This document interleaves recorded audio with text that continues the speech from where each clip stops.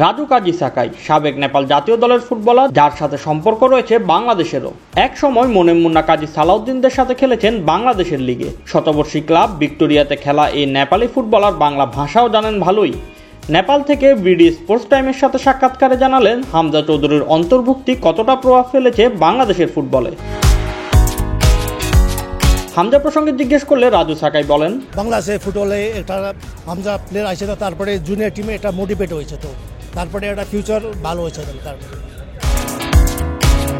একটা সময় বাংলাদেশের ফুটবল লিগ অনেক ভালো মানের ছিল বলে মনে করেন রাজু সাকাই। তার সময় বাংলাদেশে খেলে গিয়েছেন নামকরা বিদেশি ফুটবলাররা, যার ফলে খেলার স্ট্যান্ডার্ড ছিল অনেক উঁচুতে।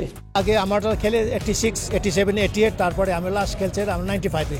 তারপরে বাংলাদেশের লিগ স্ট্যান্ডার্ড ভালো, বড় ভালো। এখানে টপ লিগ আছে, তো ওখানে বাংলাদেশের ঢাকা লিগ, তারপরে এখানে তো প্রিমিয়ার লিগ, ওখানে তো প্লেয়ার ঢাকা লিগ আছে, তাই না? এটা ভালো ভালো বিদেশি প্লেয়ার আছে। ইমেকা নাম শুনে না, ইমেকা আছে, খেলছে তো নাইজেরিয়া অলিম্পিক। এখানে ভালো ভালো বিদেশি প্লেয়ার ছিল, তো লিগ স্ট্যান্ডার্ড ছিল।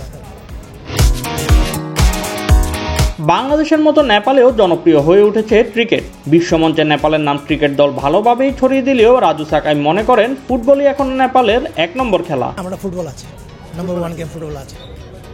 ফুটবল তো আমরা দেখছি তো হিমাল পাহাড় এখানে সব খেলছে। ক্রিকেট তো সব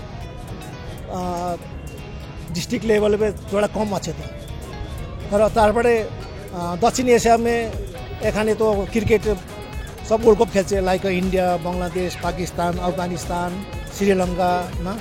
তারপরে ওটা তো এখানে তো আমার নিয়ার কান্ট্রি আছে ইন্ডিয়া, নিউজরে বেশি আছে। তারপরে ক্রিকেটে বড়ি চাম আছে না, এখানে আমার তো ক্রেজ বহুত আছে, বহুত ক্রেজ ফুটবল। তারপরে এটা লং টার্ম প্রোগ্রাম, এটা গভর্নমেন্ট দেখতে পারে, তো আমরা ফুটবল যাবে। তো